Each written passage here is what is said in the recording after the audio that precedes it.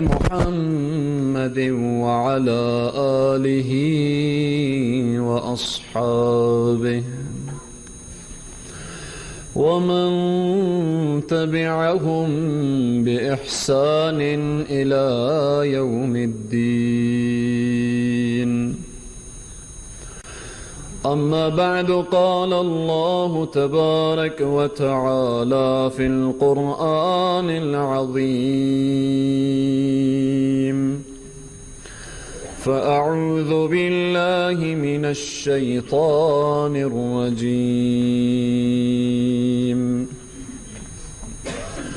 إنا أعطيناك الكوثر فصل لربك وانحر إن شانئك هو الأبتر. وأيضا قال الله تبارك وتعالى في القرآن العظيم: قل إن كان آباؤكم وأبناؤكم وإخوانكم وأزواجكم وعشيرتكم وأموال اقترفتموها وتجارة تخشون كسادها ومساكن ترضونها أحب إليكم من الله ورسوله وجاهدوا في سبيله فتربصوا حتى يأتي الله بأمره والله لا يهدي القوم الفاسقين. صدق الله العظيم. احمدی مرسل که خرد خاک اوست، هر دو جهان بسته فتراک اوست. امی گویان به زبان فصیح از الف آدم و از میم مسیح، همچو الف راست به عهد و وفا، اول و آخر شده بر انبیا. بود در این گنبد فیروز خیشت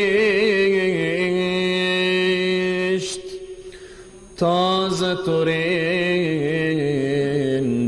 ز سرای بهشت.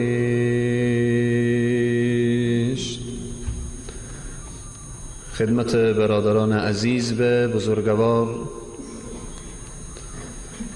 پدران، بزرگان، موسفیدان، جوانان و نوجوانان عزیز، خواهر و برادر، السلام علیکم و رحمت الله و برکاته. خدا را نهایت سپاس میگوییم که ما را بنده خود قرار داد و ما را امت حبیب خود قرار داد و بهترین دین برای ما برگزید و ما را خداوند در دین اسلام قبول کرد. سپاس اون ذاتی که این همه نعمتها را شامل حال من و شما گردانید. خدمت برادران عزیز به بزرگوار، بحث امروزی ما ارتباط به محبت به رسول اکرم صلی الله علیه و سلم هست.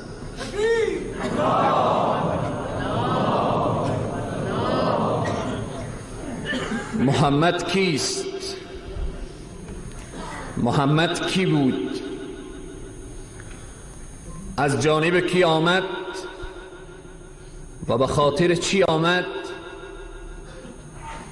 و فرقش نسبت به سایر بندگان خداوند چیست؟ حسن یوسف دم عیسی ید بیضا داری، آنچه خوبان همه دارند یا محمد تو تنها داری. بحث از ارتباط به محبت با رحمت للعالمین سردار انبیا محمد ابن عبدالله صلی الله علیه و سلم هست.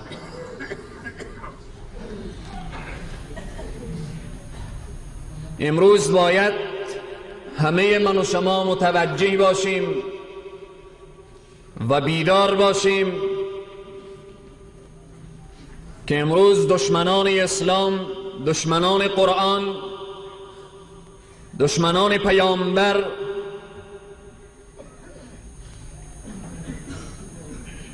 در گوشه و کنار دنیا امت اسلام را ضعیف دیده و هر آنچه که از دهنشان بیرون می شود نسبت به رحمت للعالمین سردار دو جهان حضرت منجی عالم بشریت حضرت محمد مصطفی صلی الله علیه و سلم چیزهای را به زبان می آورند.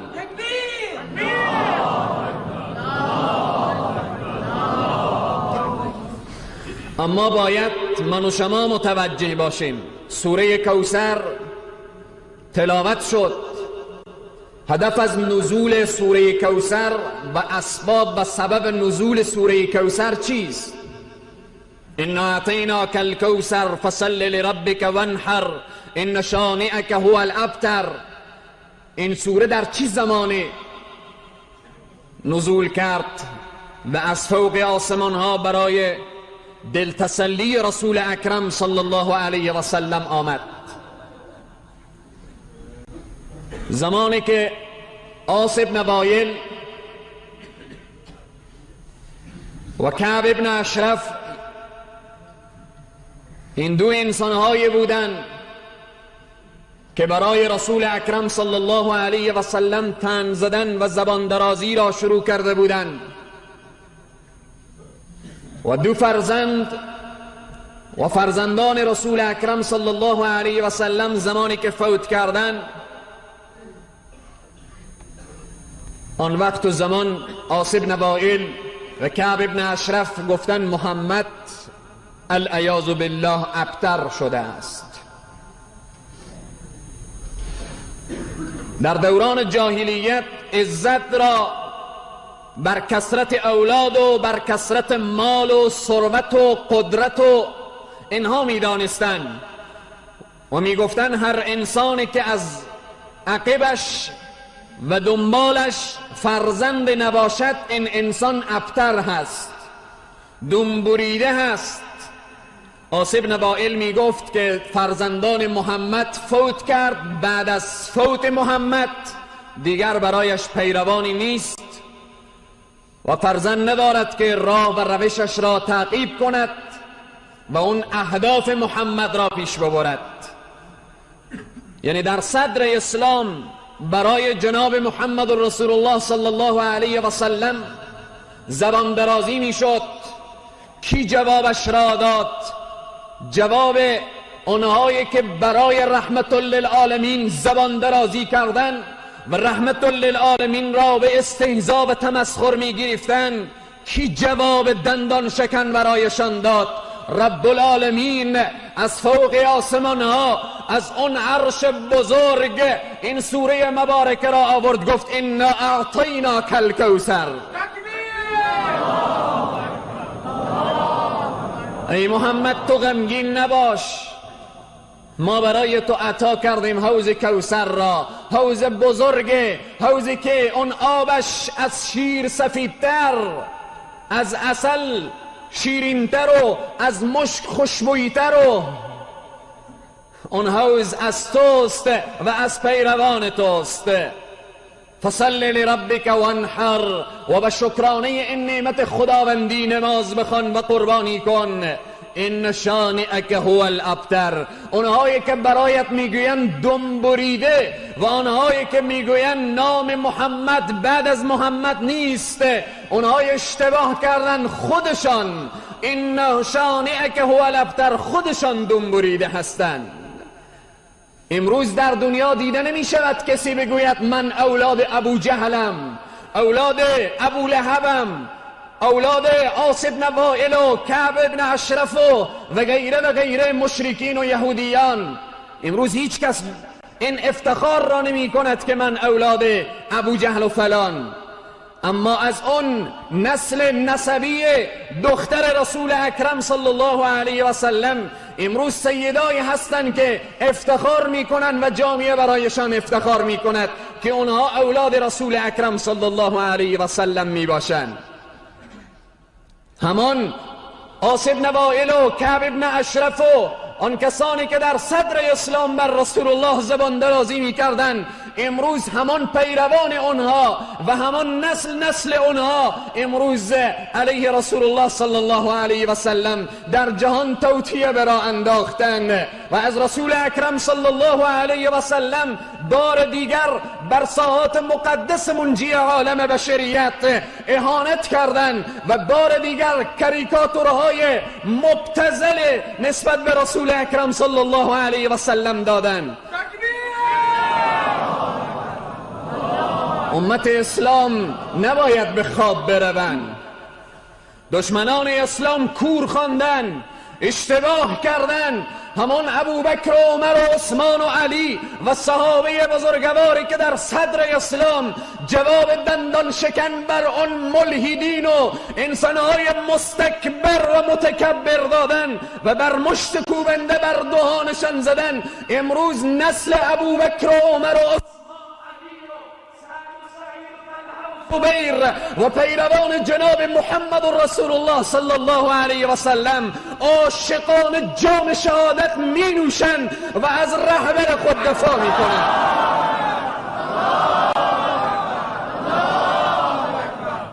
ارتباط به محبت رسول اکرم صلی الله علیه و سلم. رسول الله کیان؟ رحمت للعالمین. خدای تبارک و تعالی می فرماید و ما ارسلناک الا رحمت للعالمین.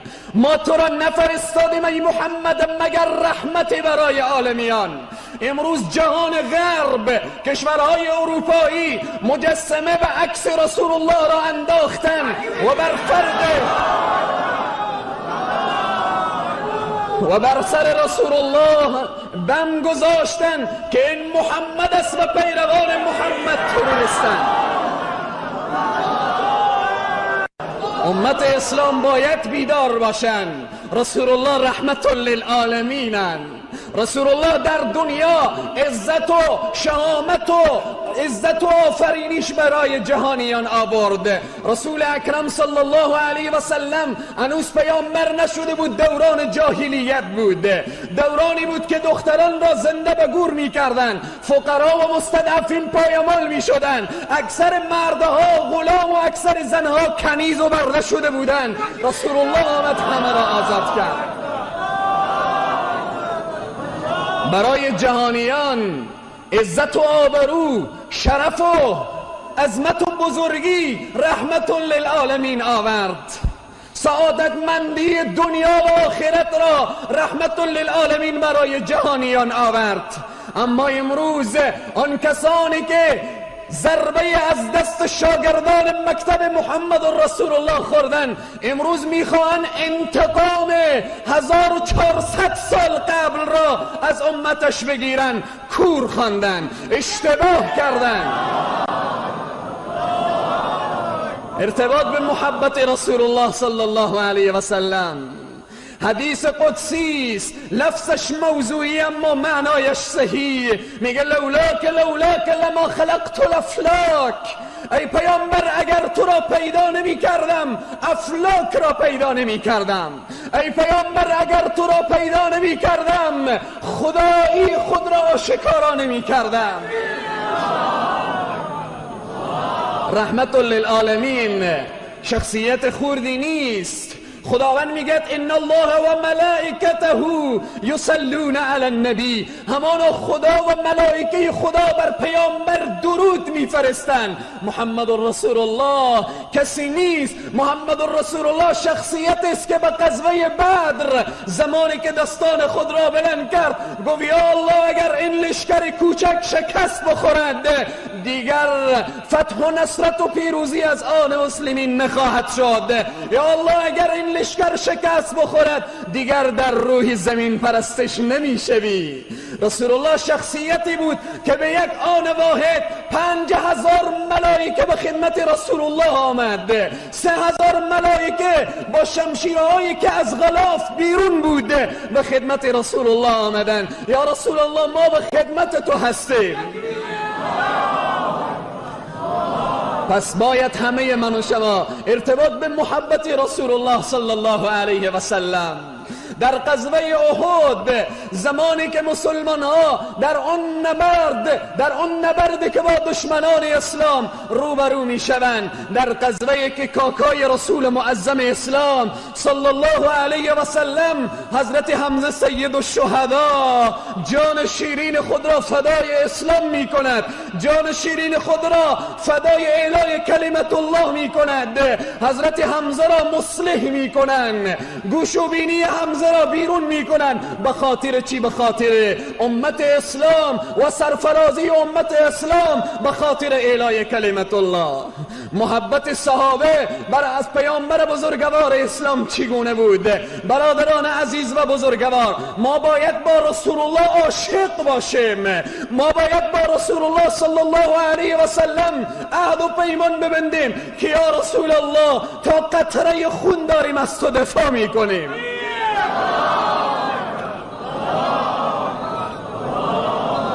شهامت یک زن، عشق و علاقه یک زن در صدر اسلام نسبت به رسول الله صلی الله علیه و سلم. زمانی که در غزوه احد زنی بود از مدینه منوره، شوهرش، برادرش و پدرش در غزوه احد شرکت میکنند. یک زن شوهر و برادر و پدر خود را به احد همرکاب رسول الله میفرستد. زمانی که از مدینه برمیگردند نزدیک مدینه منوره شایع می شود که رسول الله کشته شده اند. نزدیک مدینه شایع می شود، این زن بیرون می شود سراسیمه، هر طرف نگاه می کند، جنازه پدر را می بیند توجه نمی کند، جنازه شوهر را می بیند توجه نمی کند، جنازه برادر را می بیند. میگه از تو 3 کس شهید شده، میگه همه صبرش مشکل نیست، از رسول الله برایم بگویید. عشق و علاقه یک زن، شوهر شهید میشه، برادر شهید میشه، شوهر شهید میشه، میگه از رسول الله برایم بگویید. رسول الله را نشان میدهن، رسول الله را نشان میدهن. آن زن میره در کنار رسول الله، دامان رسول الله رو میگیره، میگه یا رسول الله بعد از مصیبت شما همه مصیبت برایم آسان هست، اما مصیبت شما را تحمل کرده نمیتوانم. این عشق و علاقه یک زن برای رسول خداست. اون زنهای صدر اسلام، اون عشقی که با رسول الله داشتن دنیا از اونها میترسید. حضرت ابو طلحه یکی از اصحاب رسول خداست.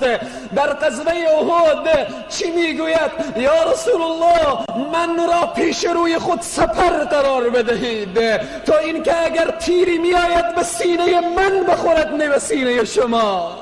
این عشق و علاقه صحابه نسبت به پیامبر اسلام صلی الله علیه و سلم. ابو دجانه یکی از اصحاب رسول خداست.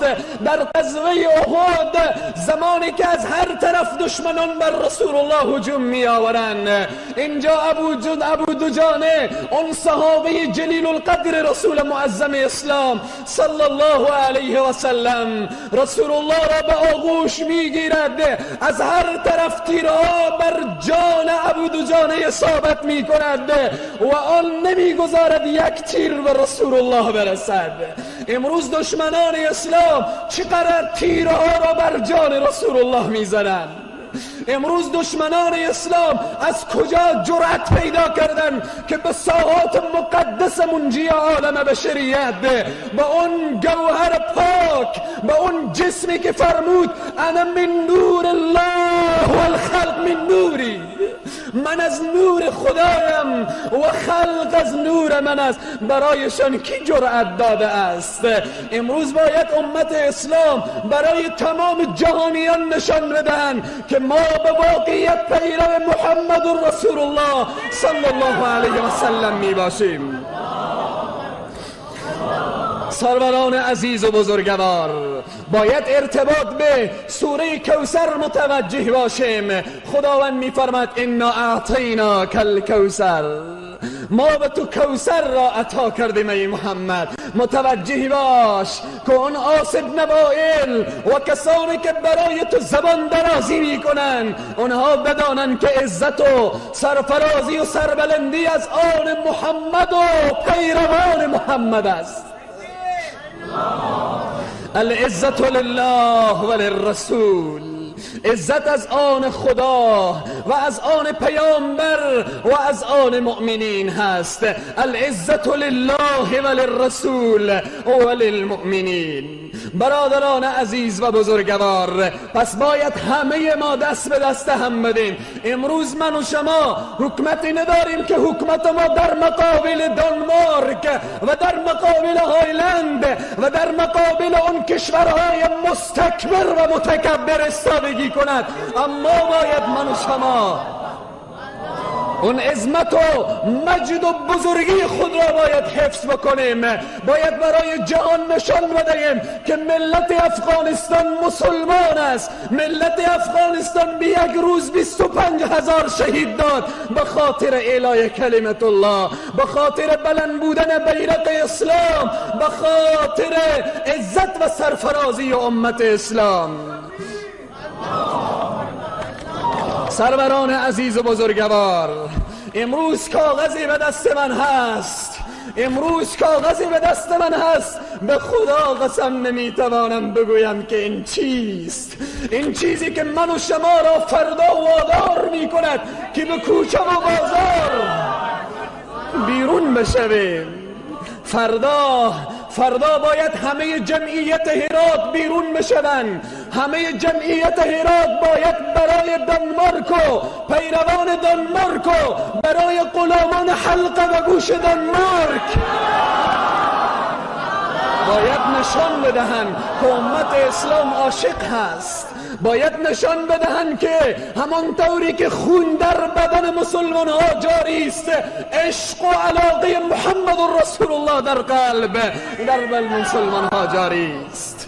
این کاغذ چیست؟ سروران عزیز و بزرگوار، عاشقان جناب محمد رسول الله صلی الله علیه و سلم، عاشقان قرآن، کسانی که میگیم ما با محمد عهد و پیمان بستیم، کسانی که میگیم رحمت للعالمین رهبر ماست.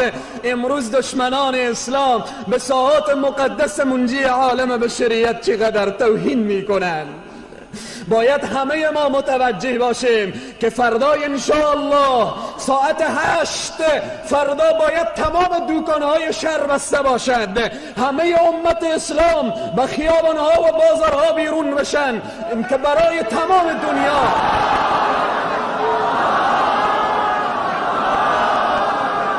برای دانمارک و برای همه دشمنان اسلام باید ما این را بفهمانیم که آی دشمنان اسلام متوجه باشید، زمین ویران باد و سرنگون باد آسمان پیر.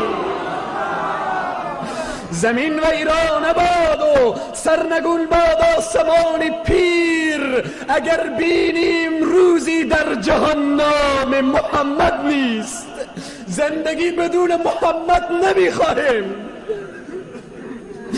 امروز دنیای غرب، نمیتوانم این را بگویم برادران عزیز، این کاریکاتوری که بر رسول الله کشیده شده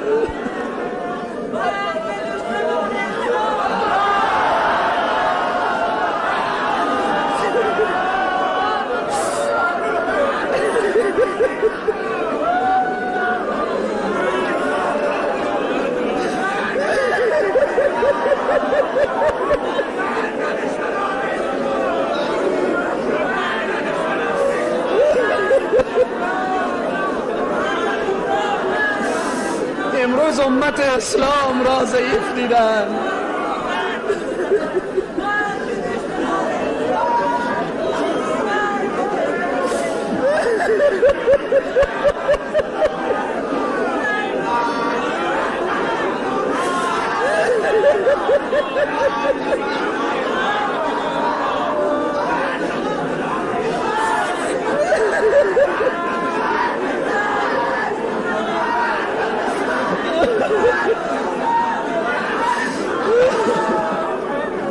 برادران عزیز به بزرگوار، سبحان الله، خدایا پروردگارا، اینها کیاین که اشک میریزن؟ همه عاشقان حبیب توین، همه اینها با رسول الله عاشقند. این عکسی که میبینیم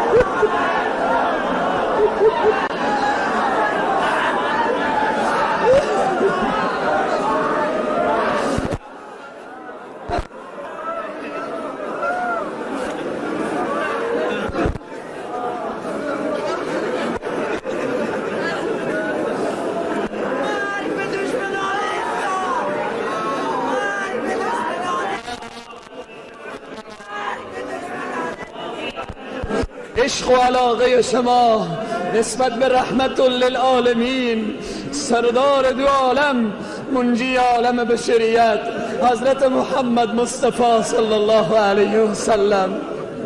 برادران عزیز، فردا همه متوجه باشیم. فردا باید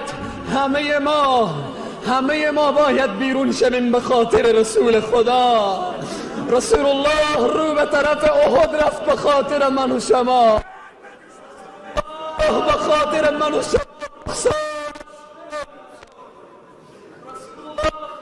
من و شما دندان شهید شد، به خاطر من و شما حضرت حمزه شهید شد. باید من و شما به خاطر رسول خدا فردا بیرون بشویم. باید برای جهانیان نشان بدهیم. این را نگفتم برای شما، اما شاید خود شما چیزی دانسته باشید. عکس خوکی را رسم کردن.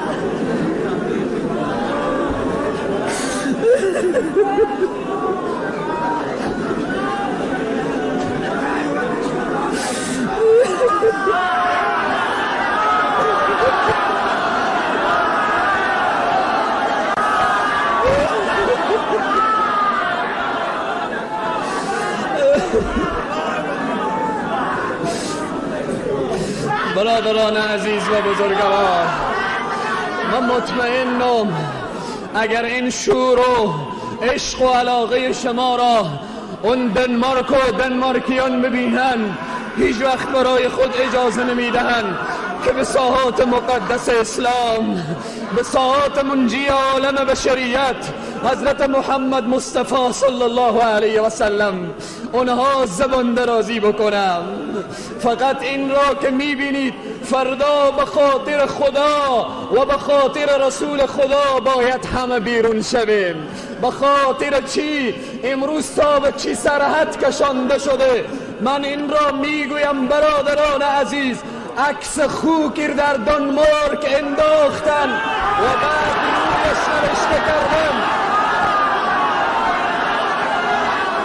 رویش نوشته کردن و بعد روی خوک نوشته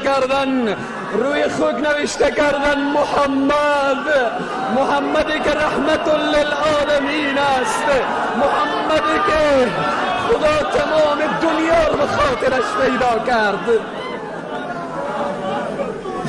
زیر پای خوک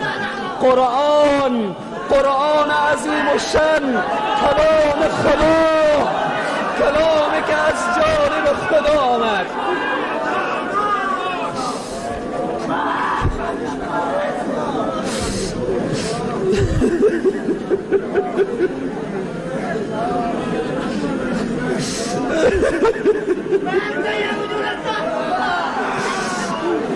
سروران عزیز و بزرگوار، دیگر صحبت نمی شود. عشق رسول خدا صلی الله علیه و سلم در غیر زمین ویران باد و سرنگون باد آسمان پیر. اگر بینیم روزی در جهان نام محمد نیست، به امید این که همه ما متوجه باشیم که فردا ساعت 8 همه برادران بیرون بشوند، همه دوکانها را بسته کنید.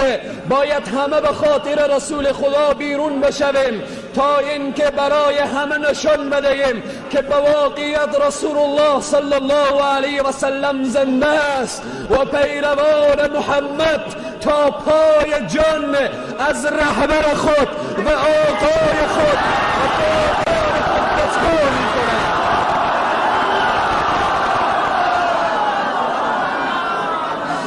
به امید آنکه همه برادران عزیز متوجه شده باشند که رسول الله می‌فرمایند باید مرا از پدر و مادر و از مال و ثروت خود بیشتر دوست داشته باشید.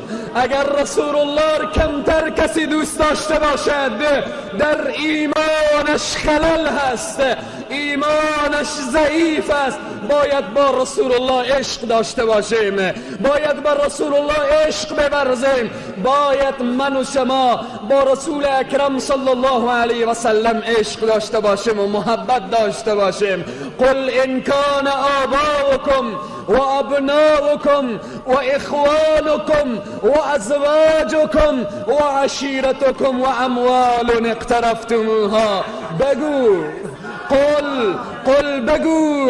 بگو ای پیامبر برای بندگان من، ان کان آباؤکم، اگر باشد پدران شما، و ابناءکم، فرزندان شما، و اخوانکم، برادران شما، و ازواجکم، و زنان شما، و عشیرتکم، و اون خویشاوندان شما، و اقربای شما، و تجارتی که از کسادش میترسی، این را بدان احب الیکم من الله و رسوله.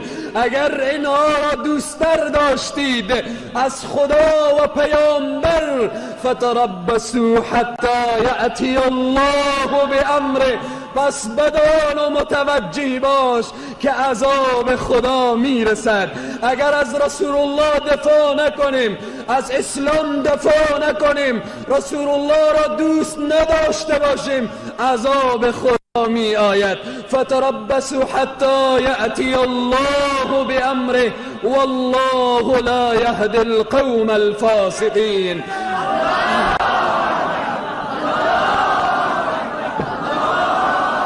خداوند هیچ وقت قوم فاسق را هدایت نمی کند.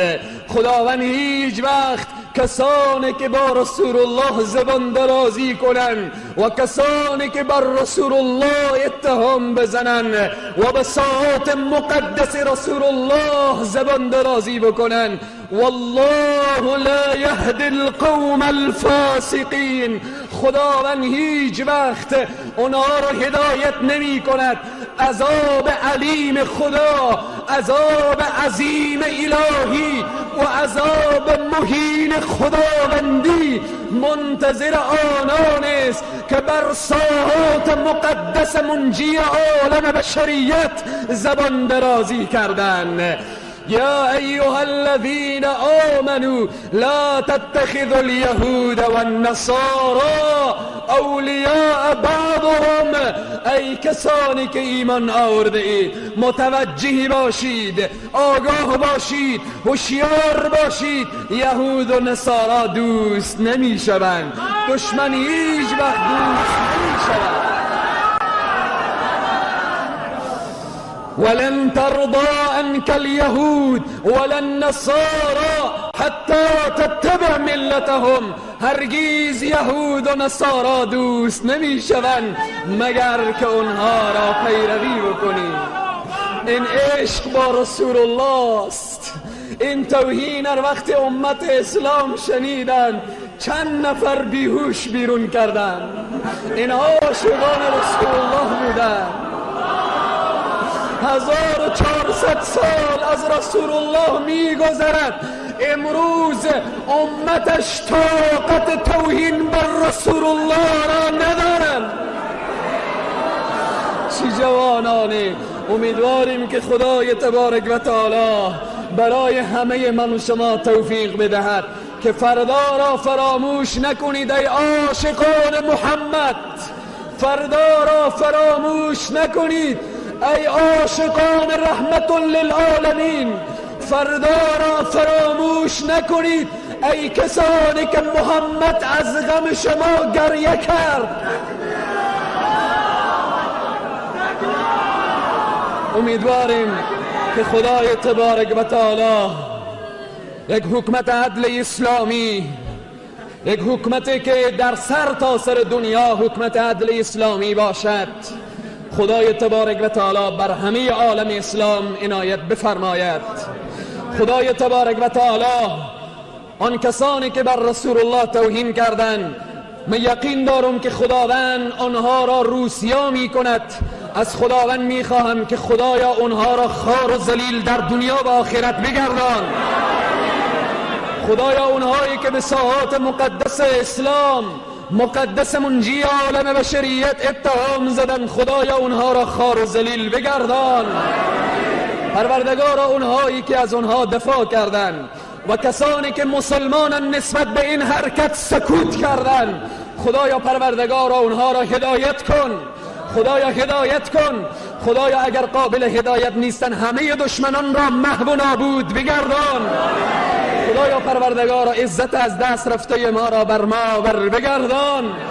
خدایا بر جوانان ما صدق صدیقی، عدل فاروقی، حیای عثمانی و شجاعت حیدری عنایت بفرما. خدایا عشق خود و حبیب خود را در قلبهای ما جایگزین بگردان. در قلب خواهر و برادر جایگزین بگردان. خدایا همه محبت‌های شیطانی را از قلب بیرون بگردان. برادران عزیز و بزرگوار، وقت ما تمام شد. بحث طولانی. من مطمئنم که در این خانه خدا روحانیت رسول الله حاضر شده بودند. فرد شما برادران را مشاهده می کردند که واقعا شما عاشق به رسول الله بودید و هستید. امیدواریم که همه من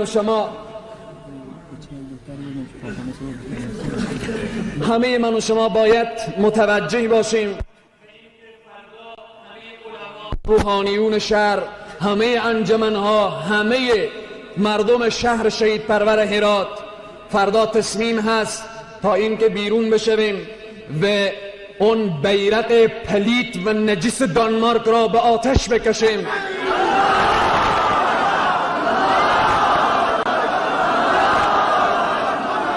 و آن همبستگی همه مسلمان ها را میخواهد. فردا همه ما وظیفه و مسئولیت داریم. در هر ده و قریه‌ای که هستیم باید متوجه باشیم به این که مردم را بیدار کرده. دکانها فردا باید همه مسدود، همه بسته باشد. هر دکانی که هست باید بسته باشد. باید همه برای دشمنان نشان بدهیم که ما واقعیت ما عاشق قرآن و اسلام و محمد رسول الله هستیم.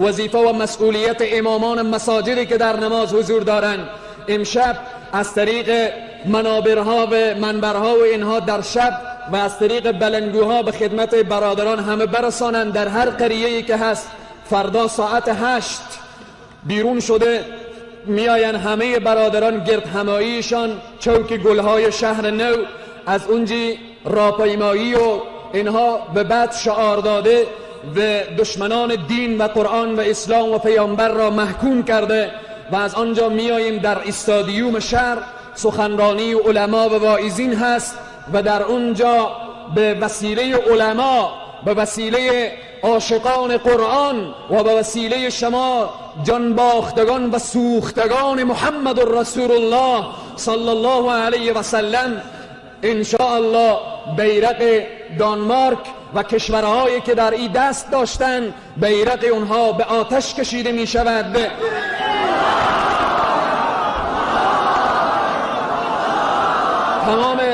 تمام گروه ها و رسانه ها و تلویزیون های خبری همه هست و صدای خود و ندای خود را برای جهان غرب و جهان کفر نشان بدهید و برسانید که ما واقعا پیرو واقعی جناب محمد رسول الله صلی الله علیه و سلم هستیم.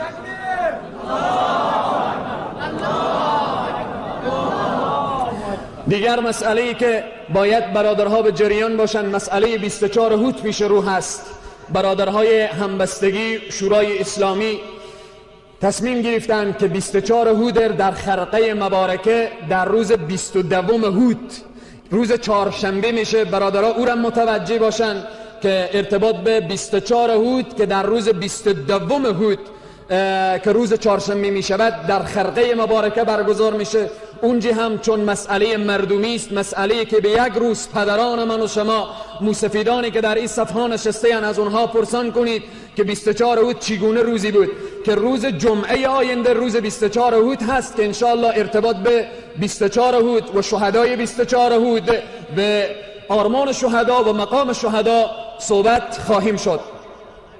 مسئله دیگر همه برادران باید متوجه باشیم که در این روزها در شهر و دیار من و شما مسئله بسیار بی امنی، مسئله که هر انسانهای که نمیدانیم که اونها از کجا هست از هر طرف کوشش میکنن که شهر بی امن بسازن. مسئله است که در بین شهر من و شما خیلی دامن خورده. یک برادر، یک تاجر مدت 1 سال 10 سال کار میکنه، زحمت میکشه، معامله میکنه، اما یک انسان ظالم پیدا میشه اور بر میداره و بالاخره ثروت او به یک بار گرفته. از لحاظ شریعت و فقهای اسلامی چنین پولی بر هر کس که میگیره حرامه و اگر من یقین دارم او امت محمد رسول الله باشه این کار را نخواهد کرد. پس اینها همه دسیسه ها و دست دشمنان اسلام و دست یهود و نصارا کار میکنه تا بتوانه ملت و اقتصاد کشور را به هم بزنن. امروز اکثر تجار عزیز ما شرکت های صنعتی همه کارها تعطیل شده، مردم بیکار شده. روی چی؟ تاجرها میخوان پس ثروت و دارایی خور به خارج از کشور انتقال بدن. دشمنان نمیخواهن این ملت آباد بشه و این وطن آباد بشه. دیروز شاهد بردن یکی از فرزندان دکتر صاحبای شهر من و شما هستیم که برای یکی از دکترهای مشهور است بچه 11 سالی از ایر میبرن دیروز. اما دکتر صاحبا چی تصمیم گرفتن؟ شرکت های صنعتی بسته شد، خیره که بسته شد. تمام دکتر صاحبا همه نشستن که نمی شود. چند روز بیشتر 2 دکتر را بردن، دیروز فرزند دکتر را بردن. نمی شود. همه دکتر صاحبها میخواهند چه کار بکنن؟ گناهشان نیست، باید که اونها چنین انتصاب و چنین حرکتی را باید از خود نشان بدهند. همه دکتر صاحبا امروز گرد هم جمع شدن که شفاخانه حوزوی باید بسته شود. ما دیگر مریض نمیبینیم، از خانه خود بیرون نمیشیم چون مسئله امنیت نیست. پس باید این مسئله را ما و شما متوجه باشیم. میبینیم کسانی در جامعه خلافکار انجام میدن. در قدم اول مسئله اختطاف سخت دولت مسئول است. چندین انسان رو بردن، در طی این هفته چندین انسان رو ترور کردن. نفر دولت استاده است، میگن برادر چرا نمیگیری جلو وزور، یا چرا فیر نمیکنی؟ میگه امر فیر ندارم. دولت که میگوین اسلامی، حیف نام اسلامی که ما میگیم دولت اسلامی افغانستان. این تفنگی که به شانه فرزند مسلمان این کشور کردی، مرمی را به جان دشمنان اسلام استعمال نمی کنی و اون را به چگونه بر شانه‌اش گذاشتی. امروز ملت روز به روز به ویرانی کشانده میشه، روز به روز به فقر و ذلت و خواری کشانده میشه.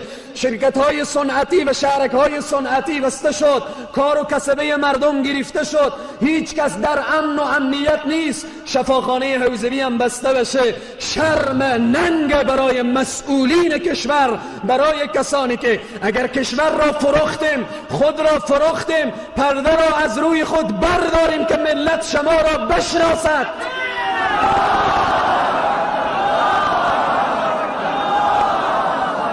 به زیر پرچم اسلام، به زیر سایه اسلام، به نام قرآن، به نام اسلام گرگ شده و به پوستین میش وارد کشور شدن. امروز باید از رئیس جمهور گرفته زمان حضرت عمر رضی الله تعالی عنه، رئیس جمهور، حتما بین این صفها کسی هست که با اون ارتباط میگیرد، برایش بگو زمان عمر فاروق وقتی فوت میخواست بکند، برای فرزند خود گفت فرزندم ای عبدالله، تو مرا 2 شب یا 3 شب بدخواب میبینی.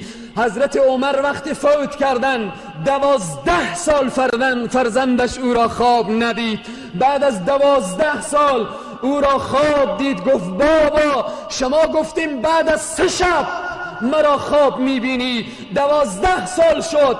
گفت در حکمت من جای از گوشه های کشورهای اسلامی پلی بود که پل سوراخ شده بود و مرکب و یک حیوانی از آن پل عبور میکرد، پایش به اون سوراخ رفت و پایش شکست. 12 سال است که خدا از من پرسان میکند که چرا متوجه نشدی. این همه اختطاف ها، همه دزدی ها، همه غارت ها، همه چور و چپاول ها، همه این که بر مقدسات توهین می شود، هر روز به این کشور چندین انسان کشته می شود. نمیدانم رئیس جمهور چگونه به پیشگاه الله جواب می دهد. این را می گویم اگر فرزند افغانی، ای رئیس جمهور، اگر فرزند افغانی، اگر واقعا در این ملت تولد شدی، اگر به واقعیت پدرت مجاهد بوده، متوجه باش که امت همه ویران شد.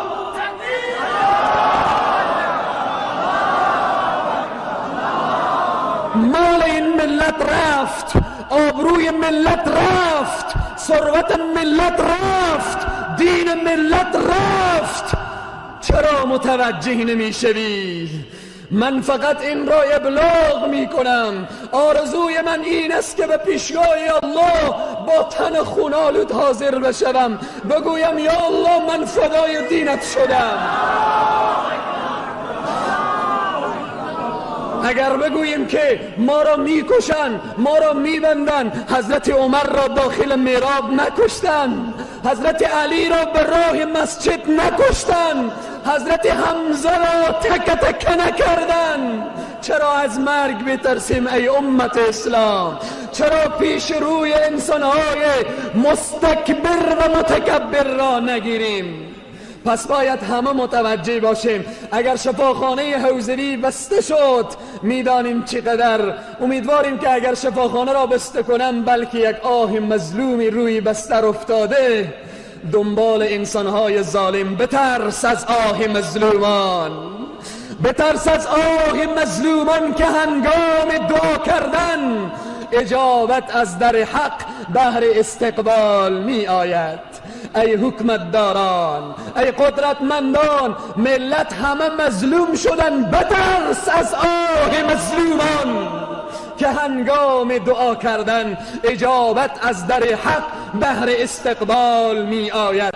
خواجه انصار می فرماید مکن که آه فقیری شبی بیرون تازد، هزار همچو تو از خانمان براندازد. ز تیر آه یتیمان مگر نمی ترسی؟ امروز اونهایی که یتیم میشن ز تیر آه یتیمان مگر نمی ترسی؟ که هزار همچو تو از ناوک براندازد. امیدواریم که همه من و شما برادران عزیز و بزرگوار هوشیار باشیم و متوجه باشیم. امروز دشمن از زمین و از هوا و از همه جا امت اسلام را تسخیر می کند و بعد به حالت تست کردن متوجه است که آیا اینها هنوز بیدارن. اینقدر پخش نشر سود و قمار و فیلم های مبتذل هنوز محمد رسول الله را دوست دارن. پس به اینه که باید باز هم تاکید می کنم برادران عزیز، فردا همه مسئولیت داریم. این یک فرد نیست، این کسی نیست که ما بگوییم با ما چی یا به خاطر ما چی. این رحمت للعالمین هست. شبی که به دنیا آمد رسول الله، شبی که به دنیا آمد لبهای مبارک شور میخورد. صفیه عمه رسول الله میگه گوش خود را به سمع ایشان نهادم، گوش خود را بر لبهای مبارک گذاشتم که میگوید امتی و امتی. به دنیا آمد من و شما را یاد کرد. زمانی که به معراج می رود امتی میگوید. زمانی که به صحرای محشر جبرائیل صدا می کند یا حبیب الله، رسول الله از قبر سر بالا نمی کند. زمانی که صدا می کند یا رسول الله، رسول الله سر بالا نمی کنند. صدا می کند یا دوست خدا، سر بالا نمی کند. جبرائیل می گوید یا الله، رسول الله از قبر بیرون نمی شوند به صحرای محشر. الله می گوید صدا کن یا شفیع المذنبین. زمانی که رسول الله یا شفیع المذنبین را می شنوند سر بالا می کنند. از امت گناهکار خود رسول الله به کار دارد. از امتی که دنبال رسول الله نرفته بازم به کار دارد. باید همه ما با رسول الله عشق داشته باشیم. امیدواریم که باز هم تاکید میکنم فردا از فکر هیچ یک از برادرها نرود. از پیر و جوان، از نوجوان، از همه تقاضا می شود ساعت 8 در هر قریه و ولسوالی که هست خود را به شهر رسانده تا اینکه تجمع بزرگ با جمعیت انبوه برای دشمنان نشان بدهیم وحدت ما، انسجام ما، همبستگی ما، اتحاد و اتفاق ما مشت کوبنده است بر دهن دشمنان اسلام.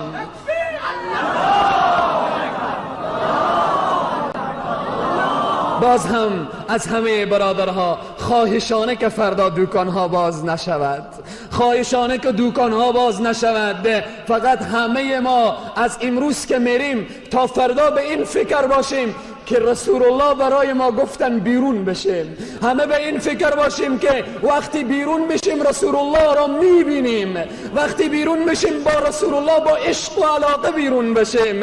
به این است که ما میتوانیم موفق بشیم. اگر ما گفتیم برای ما چه، خدا از ما میپرسد و به صحرای محشر از ما پرسان خواهد شد.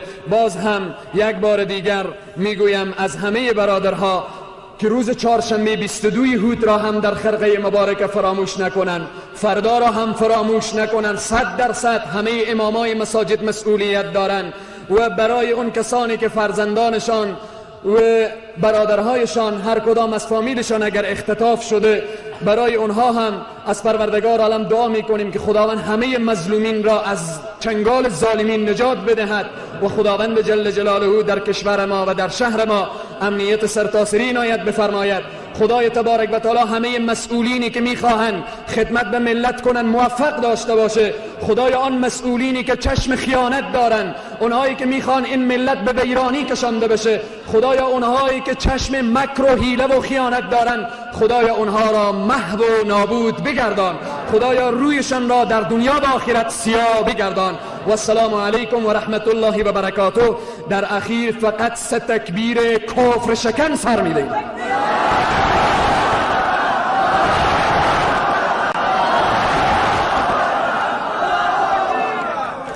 مسئله دیگری که اشاره میشه به خدمت برادرها این است که در تظاهرات باید ما به این فکر باشیم که ما به خاطر رسول خدا بیرون میشیم. رسول خدا فقط چی میخواهن از ما؟ نظم، دیسپلین. فقط هر جا که بیرون میشن حتما همراه خود عالمی داشته باشن، باید علما پیش رو باشن و ملت فقط حرکت به دستورالعمل از کی باشه؟ از علما باشه. همه جوان ها نشه که باز به خاطر رسول خدا کسان استفاده جوی کاری بکند که آبروی ملت و آبروی امت و آبروی جناب محمد و رسول الله باز خدشه‌دار بشه. فقط نظم و دیسپلین و آداب و اینها 100% باید فردا رعایت بشه. انشاءالله علما پیش روین و کسانی که شعار میدن انشاءالله شعارها همه علیه دشمنان اسلام هست، علیه کسانی که بر رسول الله توهین کردن. فقط ما میخواهیم که فردا برای دنیا نشان بدهیم تنها من و شما نیستیم. در ولایت های دیگر، ولایت مزار شریف، فاریاب، جلال آباد، امروز در ایران اکثرا شهرها امروز تظاهرات هست. تمام جهان اسلام به حرکت در آمدن. فقط ما میخواهیم که برای دانمارک و امثالش نشان بدیم که نه، ما فریب نخوردیم، بیداریم، هوشیاریم همه. تا حتی ما برادرهای داریم که از دیشب با ما تماس گرفتن، گفتن فردا فقط ما این است کفن کرده بشیم، کفن ببردارن و بیرون فدایت یا رسول الله بیرون میشن. این واقعا عشق و علاقه و محبت هست برای خدا و رسول خدا. و السلام علیکم و رحمت الله و برکاته. صلوات غرای محمدی بر محمد و آل محمد.